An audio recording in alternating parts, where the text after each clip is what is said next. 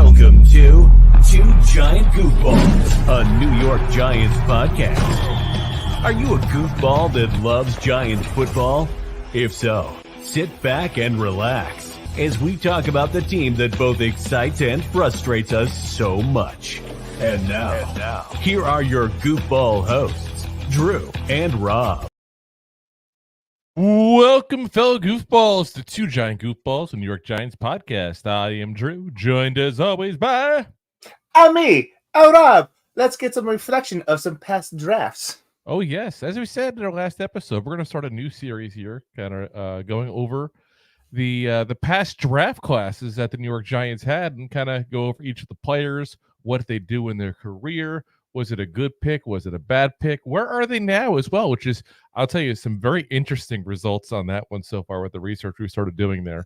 It's kind of interesting to see where some people have kind of dropped off the face of the earth. Some people have, started businesses and done all kinds of cool stuff there. So it's interesting to watch there. So we figured, let's start off with 2014. You figure it's 10 years ago. If we do it from like 2-3 years ago, chances are they're probably still in the league. It's like they're probably still even potentially on the Giants there, So let's go long enough that they're not on the Giants anymore. They might be out of the league, a lot of these guys here. So we're starting off with 2014, which is a very memorable draft because of the very first pick we had in that draft there. Which we'll get to just a moment there. Plus, we got a lot of Giants news here. The NFL came down with their decision on the Eagles tampering case there involving Saquon Barkley. Joe Shane is officially a Hall of Famer. We'll get into that there in a little bit there. And also, Trevor Lawrence today signed a massive, overly massive, I should say, 5-year, $255 million extension here, making him tied with Joe Burrow for the highest average salary in the NFL. We're going to compare him and Daniel Jones, not because Daniel Jones is good, but maybe it'll make us feel a little better about the contract TJ has. Maybe that's the case. So let's get into it here. 2014 NFL draft. Our very first pick in that draft, of course, is number 12. I think you all know who it's going to be. One OBJ, Odell Beckham Jr., wide receiver out of LSU. I don't need to even go into every single accolade that this man has, because I think if anybody's a Giants fan and has been for even a few years, even since we traded him, you can still hear the fan base if you're much younger. I may have been around 10 years ago watching football like that. You still know who he is because the fan base still just talks about him nonstop. Probably the second best wide receiver in the Giants' history. And I know some people will fight me on that, but I don't care. I'll take that fight. Amani Toomer is number one. He is, I will say it this way, maybe that'll appease some of the fans. He is the most explosive wide receiver in Giants history. That I will definitely say. It was just a small time period of explosion compared to the long, steady career of Amani Toomer. That's why I give it to Toomer. Offensive Rookie of the Year in 2014, averaged 108.8 yards per game receiving. Missed the very start of the year there and just came onto the scene and took the NFL by freaking storm here. Listen, it's kind of easy to be a big name when you play in New York. Let's be very frank. That definitely helps. But he would have been a big name no matter where he was playing because it was just unheard of what he was doing. Obviously this year, Puka Nacua broke records there for, pretty much having the best wide receiver rookie season in the history of the NFL. I still say OBJ's was better. Because he also got an extra game. Yeah, he got more than one extra game because of the injuries OBJ had that rookie year. He missed the first couple of games there, so he probably would have crushed that record at that point if he had, a full 17 games like Puka had there at that point, let alone the 16 games that he should have had if he was healthy the whole season. 5 years with the Giants overall, 56 games, 390 catches, 5,476 yards, 44 touchdowns. It's a lot of damn touchdowns. 3-time Pro Bowler, 2-time second-team All-Pro. So you're talking literally one of the best of the best of the best. Like, that's what he was. Sure. Obviously, there were some issues here, though, when he was with New York. And we, of course, can't not talk about the Dave Gettleman's we didn't sign him to trade him thing because Giant fans can never let that line go. He signed a huge extension with us, and then all of a sudden we promptly traded him. Now, I feel like some Giant fans have selective memory when it comes to OBJ. And I get it. He was an explosive player. He was a fun player to watch. Like, if it wasn't for the other antics, you probably would say, okay, yeah, great player. Let's keep this guy long term. But he trash talked Eli Manning publicly. He made a lot of things about him. You had the fight with the kicking net on the sideline. You had the issues with him and Josh Norman in the Carolina game. A lot of people basically said that Tom Coughlin, I know he technically quit, but technically retired from coaching, but he was, for all intents and purposes, fired by the Giants there. Yeah, it was a mutual, respectful firing. Exactly. They allowed him to step down instead of firing him. But a lot of people said that game, that Carolina game, was what kind of was the nail in the coffin. See what I did there? Ooh, yes. I say. Oh, That's yes. honorific. Oh, yes. But because he couldn't control OBJ. He could not get him to stop fighting with Josh Norman. He could not get him to act like a professional. And don't be wrong, Norman wasn't innocent in this whole thing. I'm not saying he was.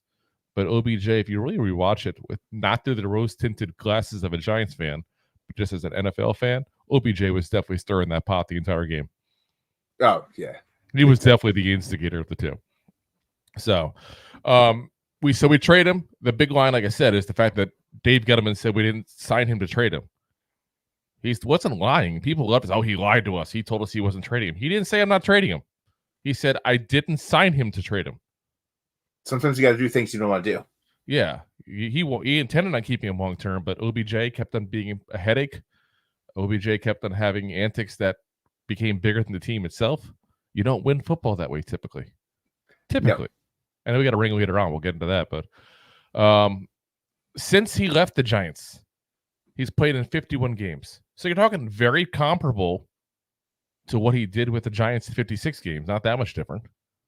176 catches, 2,456 yards, 15 touchdowns. You can't get 114 catches in those 5 games he missed, the 4 games difference. Yeah, I'm 100% saying that. Okay.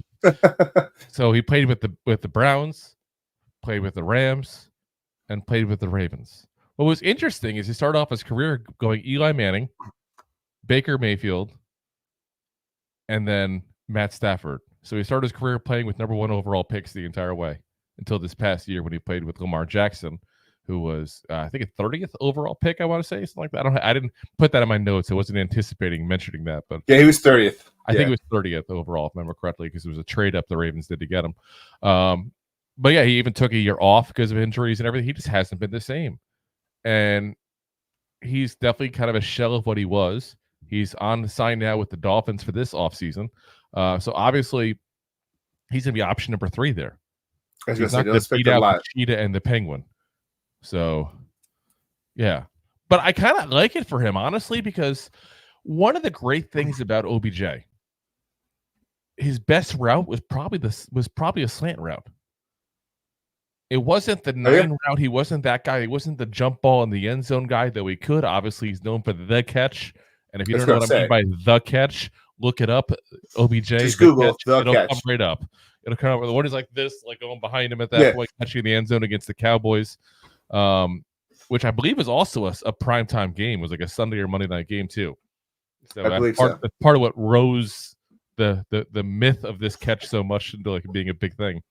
But yeah, his slant routes were just on fire. Like he just had that first step when he would break that slant and all of a sudden just get a couple yards of separation. And once he got the ball in his hands, he's electric. He's a yak cart yard guy. Woogie. Yeah, like, it's so I like it actually for him as being a third option, potentially being a slot guy even for the Dolphins. I was about to say it's not bad. It's like he's definitely number 3, hands down. Yeah, but as a slant, especially if those guys going vertical, it makes sense. I'm saying. And if he does go, I don't know. And again, we're speculating. I don't know if they're going to move him to the slot this year, but if they do, he's going against smaller corners, so he's not going to get beat up as much in the press coverage and stuff like that. I like it for him. I hope he extends his career. Again, while I talk about the maturity issues with OBJ, and we've talked about it in the show plenty of times because they keep making speculation of him coming back potentially, and obviously it never happens. I think the Giants are happy to leave the history in the past. We all know what happens when you mess with history at that point. Just look at Bill and Ted's Excellent Adventure. And You going to bring Link into the future? But it's like he still was great memories, for me to watch because he's like I said, he's easily the most electric wide receiver to ever play in the Giants. We'll see if that changes here with Malik Neighbors now being drafted, but he's probably the first guy that you could say might eventually take that crown, but we'll see. Still got a long way to go. He hasn't played a game yet, but OBJ was just a special player there. So we'll see what happens with his career the rest of the way. Obviously, this is almost like a to be continued update on ex-Giant because he's still playing. He's got the one ring now he got with the Rams. It looked really good in that Super Bowl until he tore his ACL again for the seventh time. How crazy! Even once the Giants leave MetLife, they're still tearing ACLs. Can't blame that one on our turf. That guy's got more ACLs than Tony has hamstrings. Yeah, but I mean, I think he's matured though. I really do. If you look at what don't get me wrong. I don't think he's ever going to be the embodiment of maturity. Like, I don't think that's ever going to be the case. That's just not who he is. No. But they said really good things about him overall with Zay Flowers in Baltimore. And he's always been someone teammates have liked. So, like I said, hopefully, things keep going well for him. He stays in the league for a few more years. It'd be nice to see him hit 10,000 yards receiving at that point. It's a nice milestone. He's got, another 2,000 and change to go at that point there. So he probably have to be in the league for 3-4 years probably to get that. I was going to say probably about 4. Just at the route he's going at that point. But he can do that easily. So, hopefully he does because I want to root for him. I just don't necessarily want to see him on the Giants again. Agreed. So let's get into our second guy here. I think I forgot to put the image up for OBJ, didn't I? You did. I think I did. I done goofed. You goofball. Next up we have Weston Richburg, center out of Colorado State. We picked up in the second round, 43rd overall. And there he is. He's a mountain of a man. Played in 51 games, including 50 starts and 4 seasons with the Giants. Developed into a really good center, but had some injury issues. He was that guy, like, if he was playing, you knew he played solid. But the key part of it was if he was playing. Like, it just got to that point where you're like, is he going to be a part of this or not? Yeah. Again, math is not my strong suit, but it doesn't take a lot to say that in 4 seasons, 4 times 16 is definitely much more than 51. So you're not wrong. That's what, 74? Oh, 64. Yeah, 64. So 64. So he makes 13 games in those 4 seasons at that point. That's a decent chunk. Because it wasn't one injury; it was multiple injuries he'd have. Like he'd have like one a year. It seemed like he'd be out for, and then obviously you get back from injury. You're not quite yourself for the first week or two. On top of that, I mean, you're talking about 13 weeks in the NFL. That's almost a whole season. Yeah, exactly. So he ends up leaving us after 4 seasons there. Ends up with a huge contract he got from the 49ers. At the time, people were like, "Ooh, that's a big deal." Obviously nowadays, it's pretty much nothing because that's just what they get paid now. It's a lot of money. Yeah. But he never really worked out there either, and it's because of the injuries. It was a 5-year, $47.5 million contract, which is a decent contract nowadays, even, guys. Back then, 2018, talking 5 years ago, look how much different. We got guys making $50-some-odd million now a quarterback. Back then, $20 million was a lot for a player. Like, that's a lot of money. They paid him like a top center, and he played like a top center when he played. But again, when he played, that's the issue. He ended up retiring in 2019 at just 28 years old after having hip surgery. So his body just couldn't take football, unfortunately. But again, that's one of the guys that you definitely, root for him because of the fact that he tried to play through the injuries. You can't blame a guy for having like hip surgery and not be able to play again. Like, I feel like some fans get a little mad about that kind of stuff when that happens. But in the end, that was all on the Niners for paying a ton of money to a guy with injury issues. So I don't know how Niners fans think of him, but I know the Giants fans still think nicely of him. He's now retired, obviously. He's living on a ranch just outside of Bowie, Texas with his wife and son. Now, I did do a little research here online. I did find there is a cattle company owned by the Richburg family in Bowie. I have not been able to say for sure that Weston Richburg is involved in that, but I find it hard to believe that he lives on a ranch in that town. There happens to be a cattle company in that town with the same last name, and it's not the same guy. We'll have to go down there. We're going to Bowie. I'm not saying 100%. I just don't want to say things that I can't say are 100%, but that's what I did see. We did attempt to contact him because we found actually a couple of phone numbers for him, but both those phone numbers have been disconnected. So unfortunately, we weren't able to find out to verify anything there. So, but again, good player. I think solid pickup for us overall in that draft because you can't complain what he did as a Giant, except for the injuries, which again, is going to happen a little bit to a certain degree. Let's get to a third round pick from that year. And this is a guy that's spent a few years with the Giants there. It's got an interesting story of him leading up to his NFL career as well. And that's the 74th pick overall, Jay Bromley, defensive tackle out of Syracuse. There's something about Syracuse and Boston College players. The Giants always seem to love them for some reason.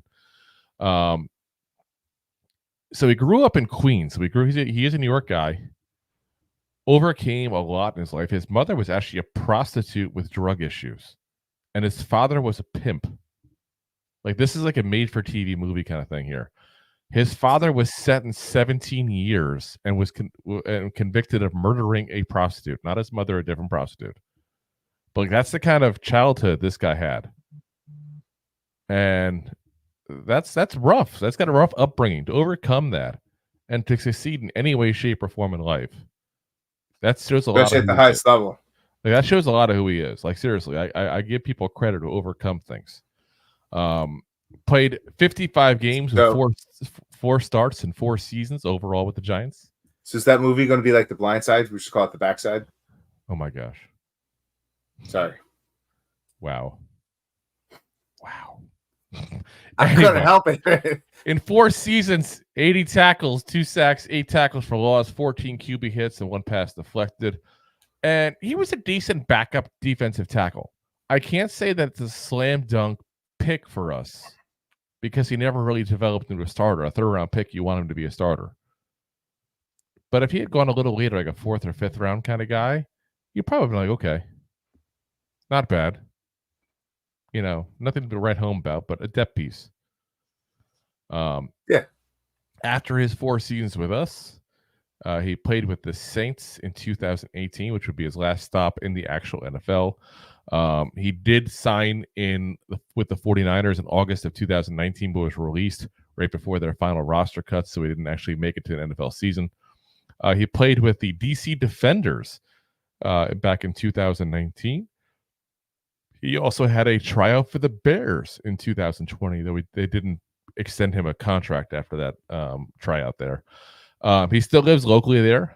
Since retiring, he's now started the Bromley Football Academy. So what I'll read you what their mission statement was they had online there. Bromley Football Academy is an athlete training company for defensive linemen and linebackers in the New Jersey, New York area, specializing in equipping young men and professionals with professional coaching from former, current NFL coaches. So he's stuck with what he knows. That's a smart move. Seriously, that's a smart move. Like, you go in automatically into that kind of business with some kind of credibility. You know what I'm saying? Like, you go into that going, okay, well, he knows football. This was the position he played. Like, that's a smart move to go into that. Plus, he gets a chance to help people that are looking to do what he did. So I like it for him overall. Again, not a bad pick for the Giants. I just think it's not a good pick for where we got him, if that makes sense. That's part of the equation there. Like I said, if you got him a little later, I'd be okay with it. But where we got him to, yeah, we'll have to take a look overall because that's not the best. All right, let's get into our next player here. And we got into the 4th round here. We're into day 3 picks here. 2014, round 4. 113th pick overall. Ding. This is the guy I think most Giant fans will remember here because he got handed the ball a little too often here for his talent level. Andre Williams, running back out of Boston College here. Got to keep his 44 from college.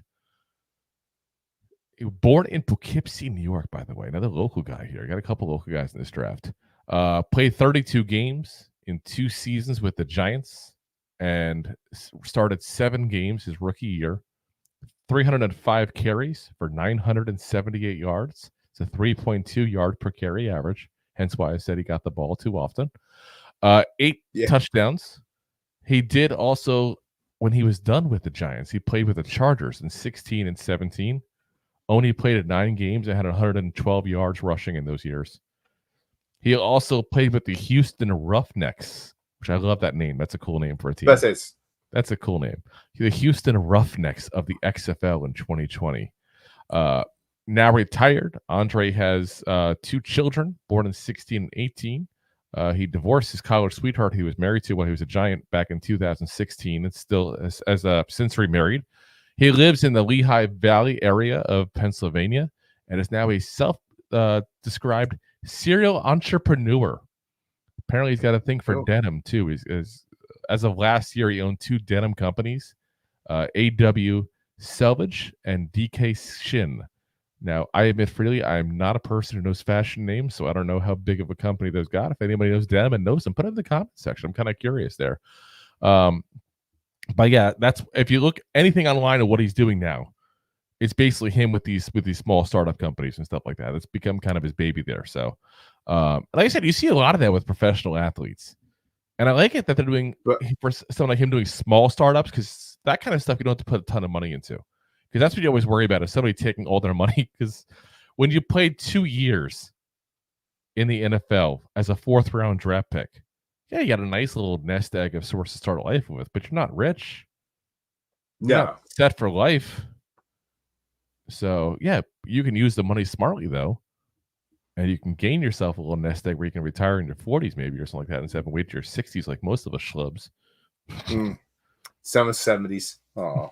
Some never. Yeah. Oh. It's like that 80-year-old woman you see working at Walmart. Yeah. She's struggling to put a peas on the shelf because it's too heavy. Plastic or paper. That better not be me. Well, in New Jersey, in New York area, you don't get plastic anymore. So. Oh, I don't. Yeah, we still have that here in Florida because it's Florida. Yeah. So, all right, let's pay the bills real quick, and then we're gonna get into our next one. Well, I didn't forget today. Look at that. I didn't forget. That. Look at that. Would you look at that? Woohoo! Enjoying the show? Looking for more goofball action? Consider a membership at buymeacoffee.com/2giantgoofballs. Memberships start at just $5 and give you additional goofball access. One-time support payments also available starting at just $3. Buymeacoffee.com/2giantgoofballs. Oh yes, here we go. So now we have next up. We have a safety. There's a lot of safeties we picked in the latter part. We got 2 safeties here in the latter part of this draft here.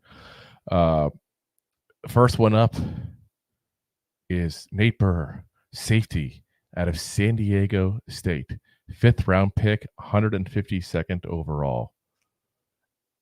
And this was a guy, I remember him for a weird reason. I remember him as a guy who stuck around for a little bit. And every single season, he had a different number. I don't know why. He just did. It was the weirdest thing ever. It's like every time I saw him, he was in a different number. And that tells you something. Because it's weird because he didn't stick around for, huge parts of the season a lot of times. But the fact that they kept him around at all means they liked him. But the fact they didn't save his number for him means they didn't like him that much. It's a weird part of it there. He was number 34 his rookie year. He was number 29 his second, third year. He was 31 his last year. I mean, yeah. Pick a number. Or he's a good guy. And when, if we drafted someone else, they're like, oh, that's his number. You could have it. Who cares? Yeah, I guess. Yeah, Just You don't happened a care. lot. it's like the honey badger. He don't give a shit. Yeah. Oh, So nasty. overall, he played 38 games in 4 seasons with the Giants, including 2 starts. So he was on the roster 4 seasons, I should say, but he didn't play in 2015 at all because they found a hardened blood clot in his calf that had to be surgically removed. If people remember that. So overall, for his career with the Giants, 51 tackles, 1 pass deflected, 1 forced fumble, 1 sack, 1 tackle for loss, and 2 QB hits. He was just a bottom end safety depth piece, is what he turned out to be. Pretty much. Not knocking it. Listen, he made it to the NFL. I feel like I'm always knocking it when I say stuff like that. He made it to the NFL. That's still a successful career. That's still a successful career. He's also the cousin of former Baltimore Ravens cornerback Jimmy Smith. So those are the family, apparently. So after he was done playing for us, he did play for the Steelers in 2018, played in 4 games, had 3 tackles. He also is the first NFL player with Eritrea. I'm going to mispronounce this. I'm sorry. Eritrean descent, which Eritrea is apparently a small country in Africa on the eastern part there. I admit freely I'm not very up to date on all the countries that are like that. I'm not the geography guy. I turned into Rob trying to pronounce names then. Apparently did. Eritrea. Yeah. It's just like I said, it's yeah, I'm bad at it. It is what it is. So, but yeah, his father immigrated from there back in 1970. Now that he's retired, he describes himself as an investor on Instagram. I was able to find his Instagram, and they had that. He also had a website for the Napier Gallery, where apparently he's a painter. He sells his paintings literally for thousands of dollars each, like $3-4 grand for paintings. And I gotta say, I'm not an art guy. I don't pretend to know these things, but like it looks like they were stolen from a preschool. That's how you know it's art. That's how you know it's good. Look at Picasso.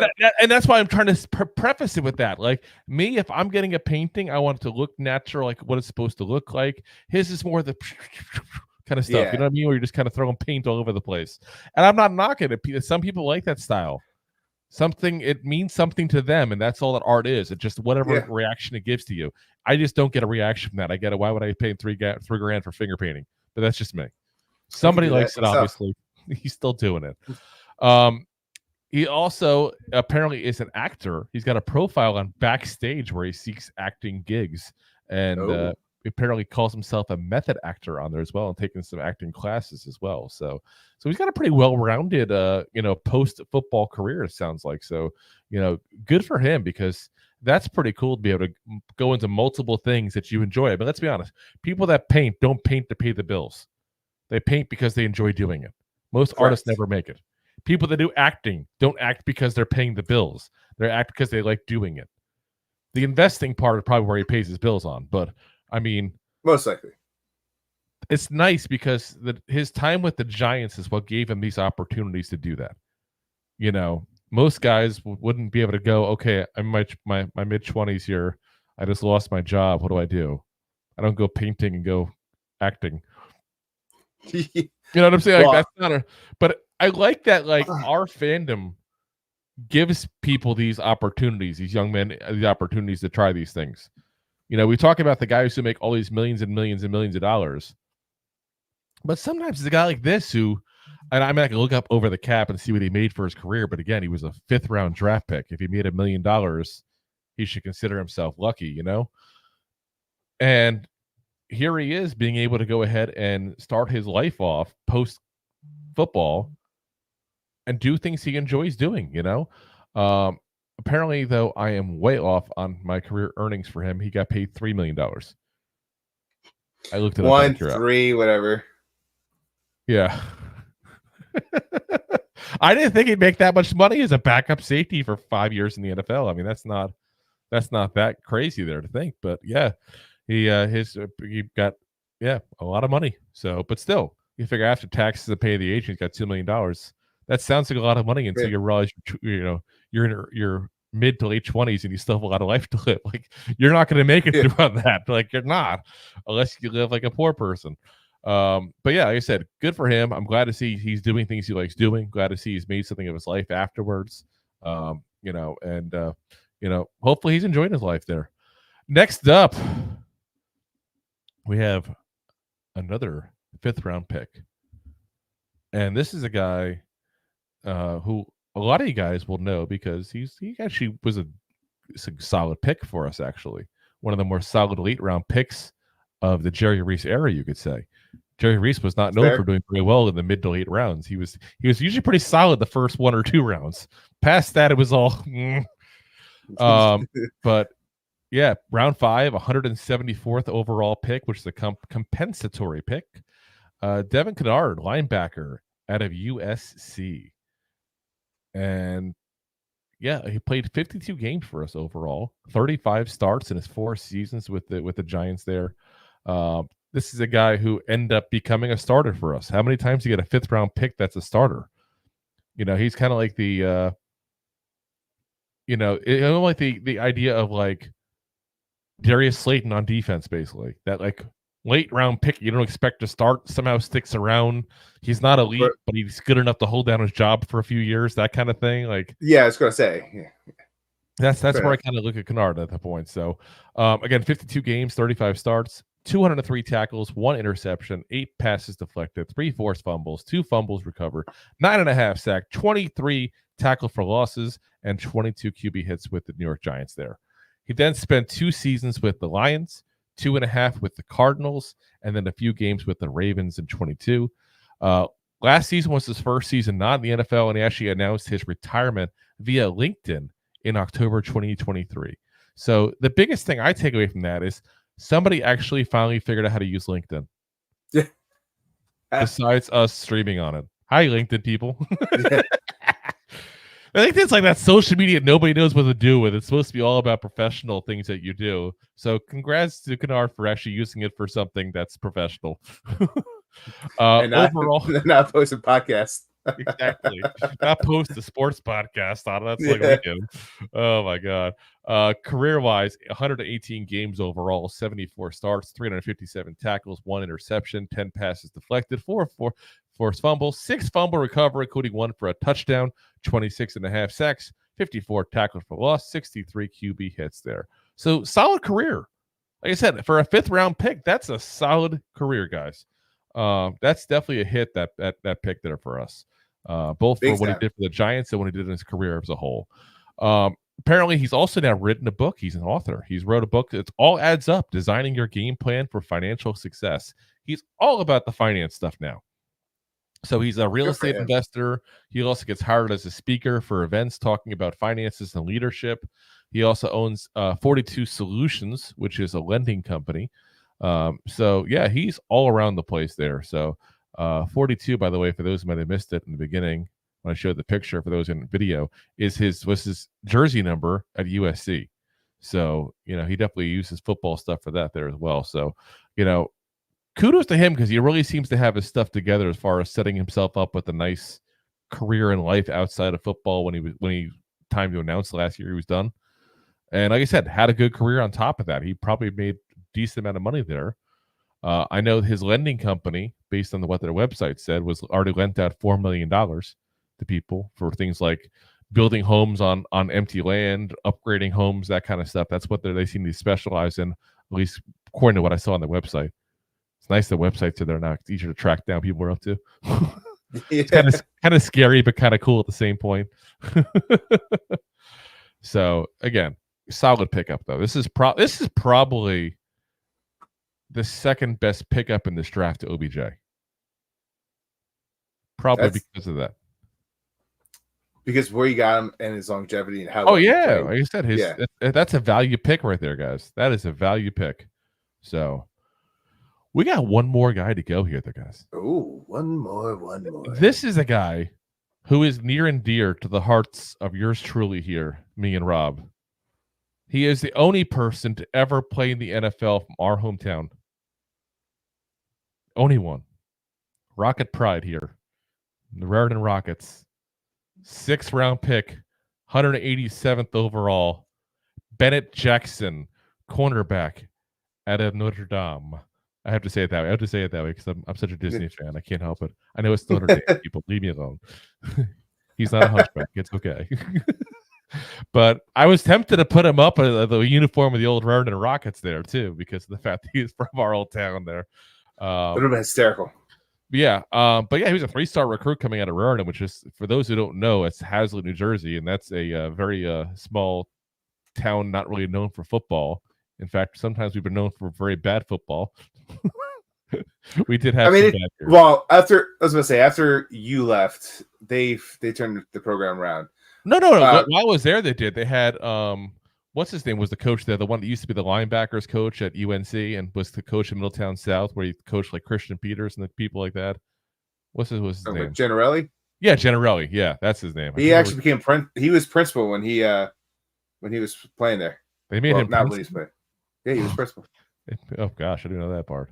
So yeah, I learned so much every day in this episode. Not just you guys, I do too. Anyway, let's get back to the Coach Hughes and Jackson here. So Jackson was on the practice squad back in 2014. Was converted over to a safety actually at that point. And he looked like, if you guys remember, that year 2015, and they were taking it back a little bit here to a few years, but he looked like he was going to have a legit prominent role on this Giants defense. Like he might even grab one of the starting safety spots here. But as Giants do, he tore his ACL in the second preseason game and was placed on the IR. The Giants then cut him in August of 2016. He didn't make the roster his year coming back from that ACL injury. He was then signed by the Ravens in January of 2018. So he was out of football for a little while there. And then ended up back. He basically spent the next couple of years bouncing between the Baltimore Ravens and the New York Jets. He had 2 games with the Jets and 4 games with the Ravens in 2019. He played in 4 games with the Jets in 2020. His final roster move overall was being released by the Jets in August of 2021. So his career numbers, not very good, but 10 games overall for his career, 7 tackles, and 137 of his 164 snaps ended up being actually on special teams. So especially with his time with the Jets, he was predominantly using the special teams there. As of September 2023, because I found an article talking about where he's at and what he's doing here, he's a manager for Momentum Solar in South Plainfield. So for those of y'all living in New Jersey that want to support an ex-Giant, feel free to get some solar paneling on your house, I guess. He lives in the Matawan, Aberdeen area, for those who know Monmouth County area there. Though I won't give more than that because I don't want to invade his privacy too much. We already gave his place to work at. Yeah. Since his NFL career ended, he's also helped run youth camps. He's also helped train high school athletes and semi-pro DBs along with some receivers. And he's also spent a lot of time training people for track, which he was very big in both high school and at Notre Dame as well. Obviously, it's not a pro track team for him to do that as a second sport. You can't make a lot of money like that. Not really. No, he definitely can't. So, but yeah, I mean, I don't know him, Bennett, personally. I don't know if you ever met him before, Rob, because again, he's from our hometown. We have people that know him and stuff like that. But I've always heard good things about him. So never heard anything bad about him in any way, shape, or form. Which, usually people love, like tearing down the local guy who's doing good. So, yeah, no, I've always heard good things about him. I mean, obviously, I know younger people and different people from around town because it's not a big town. But younger snappers. These damn whippersnappers playing football on my front lawn. Get out of here! You're gonna ruin the grass. Kentucky Blue, get off. Do a little Snoopy action. But yeah, I mean, by all accounts, he's a solid guy. So had an unfortunately very short career, and he's one of those guys. Again, if it wasn't for that ACL injury that second year, I really think he would have had a career. I really think that's what did him in. He was never the same player after that. Like I said, he was on pace to being potentially a starter at safety that second year. And if he wasn't a starter, he would have at least been a solid dime nickel package kind of guy. So, unfortunately, injuries, they happen. You can't stop it. It is what it is. Let's get into the class as a whole here. We like to look back at these draft classes and go, was this a good class? Was it a bad class? It's been 10 years now. And that's why we started doing this now with some of these older draft classes, at least going 10 years back, because it's enough time to go, okay, was this a good year for the Giants draft-wise or not? This year, not so good. Definitely not so good. OBJ was obviously a slam dunk for us talent-wise. Obviously, unfortunately, his antics ended his time in New York, and his health issues obviously have now zapped him pretty much of what made him special. But yeah, overall, he said bad draft class. Weston Richburg was a solid player. Injuries also killed his career. If he was a healthier Giant, he would have probably stayed a Giant. They probably would have paid him. Like I said, a Kennard, Devin Kennard can be called a good pick, especially value-wise. Jay Bromley underachieved for a third-round pick, but again, he did have a somewhat career in the NFL there for 5 years or so. So not a bad NFL pickup overall, just not a good value for where he was drafted. Andre Williams just wasn't good. Nate Burr couldn't last in the NFL. Bennett Jackson could have been a winning pick if not for the injuries, but they did happen. You can't ignore them. Yeah. You look at out of those picks, you had, 3 guys that you could say were good pickups. That's not so good. You get 7 players because you didn't have a you didn't have a 7th round pick, but you had 2 5th round picks. You had, say, 7 players overall. 3 of them were good. That's a less than 50% average. I think that's probably the best way to do, a win or loss on a draft. You want it better than 50%, I think. Maybe I'm crazy. Maybe I have too high of a hopes for this. I mean, I would say right around that 500 mark is like where you go with good. Yeah, like I said, 40%, like, yeah, it's fine. Like, I'll give you the good there, but the thing is, like, let's talk about like second round, right? Excuse me. You had Richburg. Who's a good player. It's not like he had a long career as a Giant with no. So he's a good pick. Was he no BJ pick? No.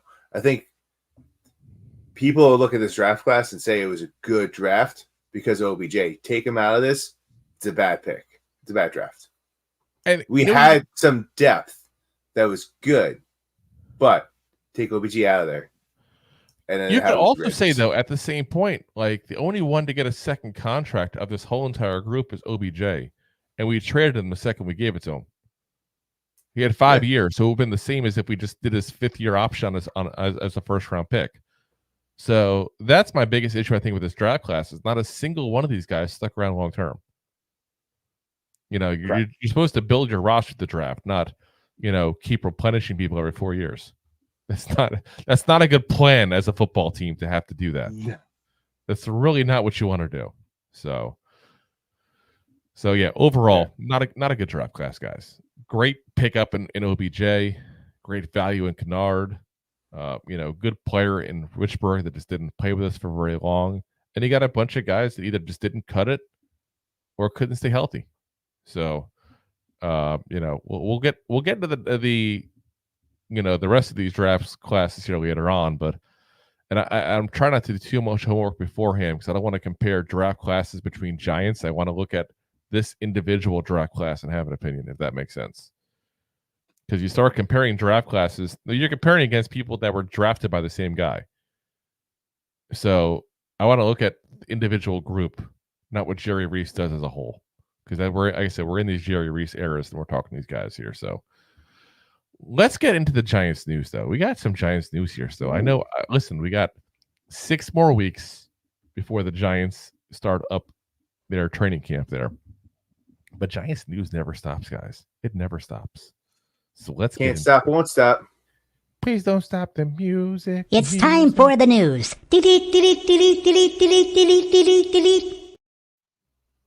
Oh, yes. So first thing here is the big news that came out today that made some Giant fans pretty little ticked off there. And that's the fact that the tampering cases have been closed. The Falcons lose a pick, but the Eagles are 100% cleared in the Saquon Barkley tampering case there. And I'm calling BS. I'm calling BS, though, with an asterisk. Because to be very frank, I don't care if they tampered. I don't care. I just wanted them to lose a draft pick because I hate the Eagles. Be very clear that the rules on tampering are the dumbest freaking things ever. So for those who may have forgotten the rules, because free agency was a couple of months ago, you got the first 2 days is what they call the legal tampering period, that you're allowed to talk to the agents and such of players that are going to be available on, when the legal tampering is over and actual free agency begins. So you can start talking to the agents and getting all this stuff squared away as far as details in the contract, have it ready to go. So that way, the second free agency opens up, you can here you go, you sign. And obviously, handshake agreements are made at that time period as well. So that's how we know people are going to be signing elsewhere during that tampering period. So that's what this is all about. Is they're saying that Saquon Barkley had talked to the Eagles when he wasn't supposed to. They're all saying that Kirk Cousins and others talked to the Falcons when they weren't supposed to. The NFL statement here on the Eagles said after a thorough review of the Philadelphia Eagles signing of Saquon Barkley, the NFL today informed the club that the investigation did not discover sufficient evidence to support a finding that the anti-tampering policy was violated. In coming to this conclusion, the league reviewed phone logs, text messages, and other documents related to Philadelphia's free agent strategy and decision to sign Barkley. The NFL also interviewed several members of the organization, including Howie Roseman and Nick Sirianni, as well as Barkley and Penn State head coach James Franklin. As with every review, should new evidence be uncovered, the league may reopen the investigation. So yeah, BS all around, guys. Let me just put this into perspective here for you guys. Let's say Rob, I was going to call you up. Would it be against rules somewhere and get me in trouble if someone found out that you and I were talking about it? Is it very difficult to delete that phone call off your phone log? Oh, so easy. Actually, I don't know how to do it. But the text, yes. Well, that's what I'm getting at. And again, I don't care because the Giants do it too, I'm sure. Every team does it. Every team does it. The biggest takeaway from that as well is Barkley almost admitted on an Eagles podcast, in the Kelsey's podcast, that they were talking to him. Yeah. And the whole issue actually even started because we mentioned before James Franklin, the head coach for the Penn State football team there. He told reporters that Roseman's pitch to Barkley included pointing out the number of Penn State fans that were also Eagle fans. In other words, saying that Roseman pitched that to Barkley directly. And that's what started the whole thing. Hold on a second. He wasn't supposed to talk to him at this time period. Have this happen. So I don't get how they got out of it there, but it's hard to prove is what it boils down to. Yeah, pretty much what it is. Much that they think they didn't do it. They probably do think they did it, but you can't prove it. That's where it's really at there. The key part, what they said is did not discover sufficient evidence. Yes. That's not to say they found no evidence. That's not to say they didn't find anything leaning towards that as a possibility, but it's like a murder trial. You have to prove it with it beyond the shadow of a doubt. And right. It's hard to do that in that scenario there.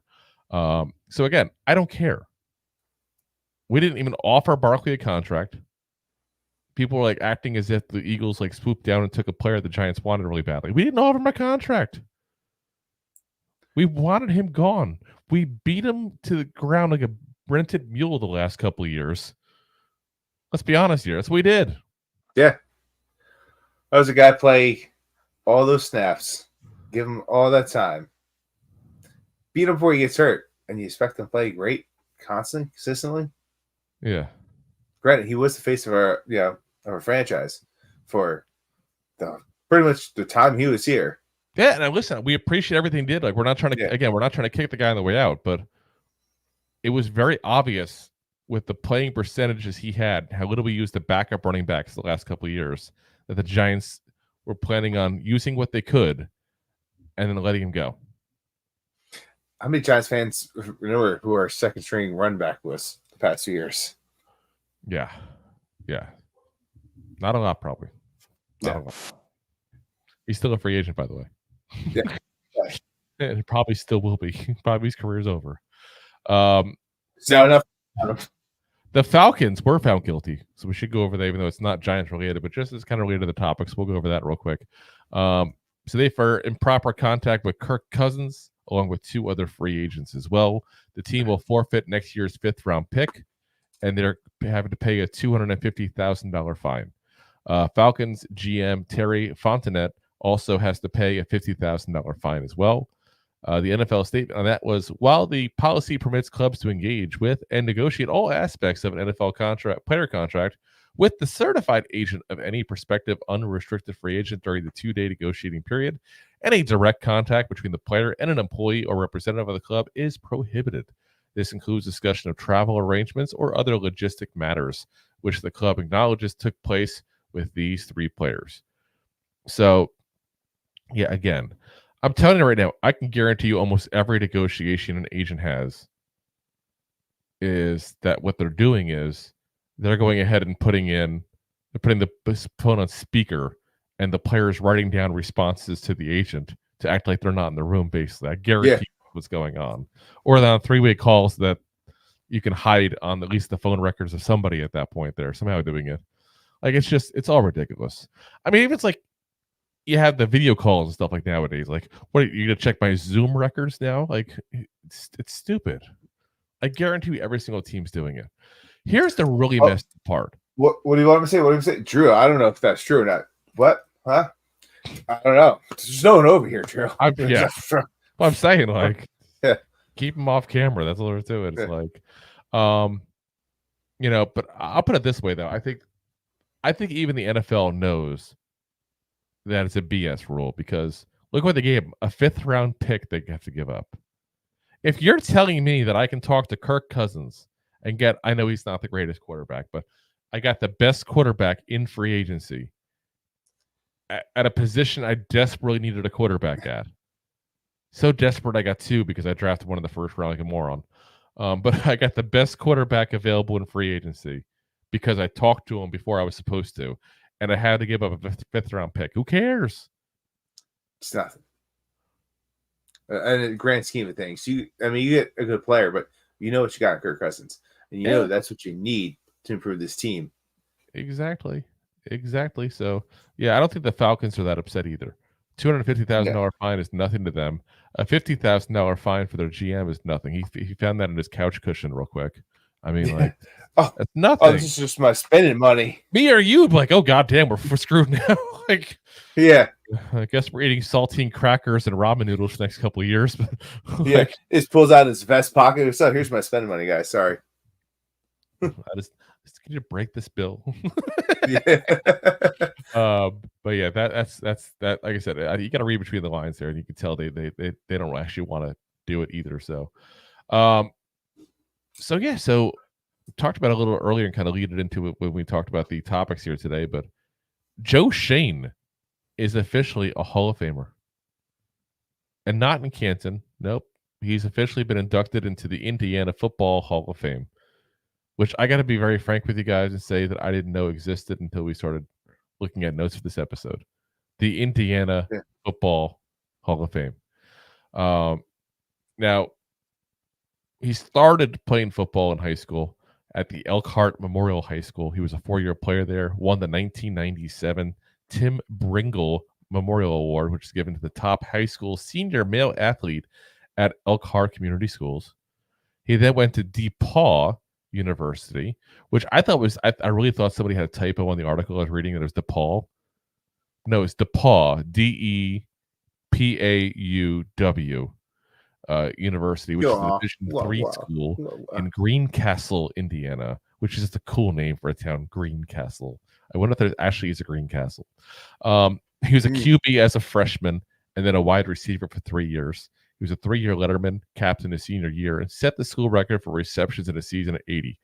And obviously now he spent the last 24 years in the NFL, including being the GM for the New York Football Giants here since 2022. So congrats, Joe Shane.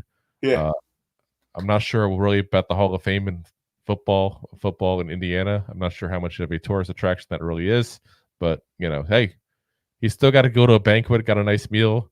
People shook his hands. He probably had a fun time. He definitely got the prime rib. He definitely got the prime rib. He probably had the surf and turf. They probably gave him the surf and the turf. Not just the surf or the turf. The surf and the turf. That's what happens when you go to the Hall of Fame. Hey, it's fancy. It's like Red Lobster. All you need shrimp.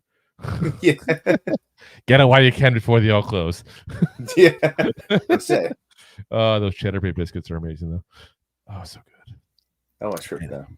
Anyway, I want biscuits. so Yeah.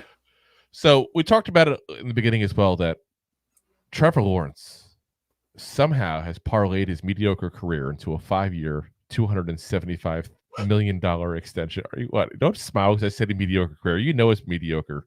You know it.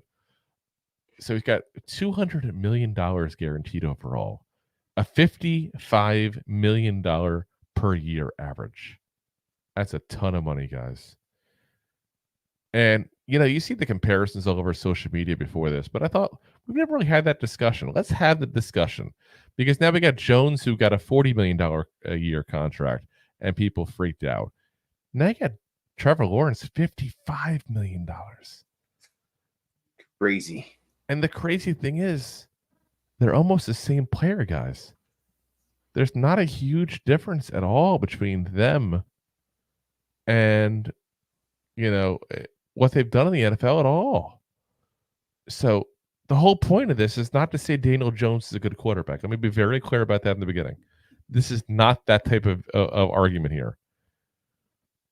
The argument I am making, though, is that while Daniel Jones might not be a great quarterback, and we're paying him more than we should at $40 million, at least we're not paying him $55 million. That's the big thing right now. At least Jackson. Yeah. At least we're not paying him $55 million. So let's have that conversation of, is Jones better than Lawrence? So Daniel Jones has a 0.55 better completion percentage. He wins that battle 64.3% to 63.8 for Lawrence. Jones averages 208 passing yards per game. Lawrence 235. Jones averages, obviously Lawrence wins that battle there. Jones averages 6.6 yards per pass, though. Lawrence 6.7, so that's almost identical. So one of the passing yards per game is the fact that Trevor Lawrence throws the ball more often. Daniel Jones's passing rating, 85.2. Lawrence is 85. Again, really, really close. These guys are really like neck and neck numbers wise. Jones has 40 interceptions to Lawrence's 39. But he's also played in 10 more games. He's played in 60 games compared to 50. So he's much better on a per game basis. And again, per throw, you can even do it, and he'll be better as well. Lawrence has him beaten passing touchdowns per game because he has 58 touchdowns in 50 games compared to Daniel Jones' 62 and 60. But Jones also has been sacked almost twice as much. That's got to be part of the equation. Like, I'm not trying to be the guy who makes excuses for Daniel Jones. There's enough of those out there in this world. That's what it sounds like. No, but I'm saying, like, it's part of the equation. Like, if you're having trouble staying upright, it's harder to succeed. And Daniel Jones, me it's hard to throw the ball when you're in your butt. Yeah, exactly. So Daniel Jones has been sacked 179 times in his career compared to 94 for Trevor Lawrence. Now, you could also make the claim that some of it is Daniel Jones' issues rating the defense. We've talked about that before as well. So I'm not trying to put it all on the line because in the past I've said that as well. So I'll include that little asterisk on that statement there. Now, here's a huge difference. Daniel Jones has 1,903 rushing yards in his career compared to Lawrence's 964. That now add in the averages, it's an additional 1 yard per rush. He had 5.7 yards per rush compared to Trevor Lawrence's 4.7. Plus, you can also throw in that 14-yard catch that Daniel Jones had back in 22. He has more receiving yards. That one catch from 14, that was still an amazing catch, by the way. I do give him credit for that one. The other part you have to throw into this mix is Lawrence had better receivers. You basically had Sterling Shepard and Darius Slayton for Daniel Jones, where Lawrence has had Calvin Ridley, Christian Kirk, Marvin Jones, Zay Jones. Even Travis Etienne is a much better receiving running back than Saquon Barkley ever was. We've talked about Barkley's hand issues in the past. He's dropped a lot of balls, a lot of balls tipped for interceptions. Once you got him in the open field, he's hard to take him down. But Travis Etienne is a better catcher, better receiver than Saquon Barkley was. So, so Trevor Lawrence had more around him, been able to stay upright, and they have almost the same numbers. And you can also make the case that Trevor Lawrence, took a turn for the worse last year. Digress, same as Daniel Jones did. Not to the extent that Daniel Jones did. Let me be very clear on that. But Yeah, guys, there's not that much difference between these two players. If you think we hate paying $40 million to Daniel Jones a year, imagine when this kicks in for the Jaguars. You know, Gonna be brutal. Yeah, like that's a rough thing here. Like, I don't understand. Where's the we've won one playoff game and you've been okay at times. Let's give you the most possible money we can. I don't get that. I really don't. So, and it's an extension. So he's going to be next year. He's at $25.6 million of what he was slated for. I have to see the numbers and how they did that because they haven't given the numbers yet. But if it's a true extension and they don't just slash the next 2 years, they have him under contract for 7 years. But if they slash these 2 years, now you're paying him this year $55 million. Like there's a lot of questions here I still have in this contract. But that's crazy, guys. That's crazy. So, wish you well, Jacksonville fans. I feel bad for. Listen, I root for any team that sucks on a regular basis because I feel bad for the fans. Unless you're the Eagles, the Cowboys, or the Commanders, you guys can keep losing if you ever go through a losing streak. But just be like what you call it, the Nathan Talking guy that now is endorsed by Impossible Hot Dogs. There you go, Joey Chestnut. Yeah, Chestnut. Oh, Joey Chestnut. He's out of the hot dog thing now because he's sponsored by Impossible. Crazy. It's crazy. But listen, I mean, it tells you Impossible is willing to pay him and Ethan's not, so that's on them. But yeah. Anyway, I just root for the underdogs in the NFL. I like when a team that usually stinks all of a sudden starts winning.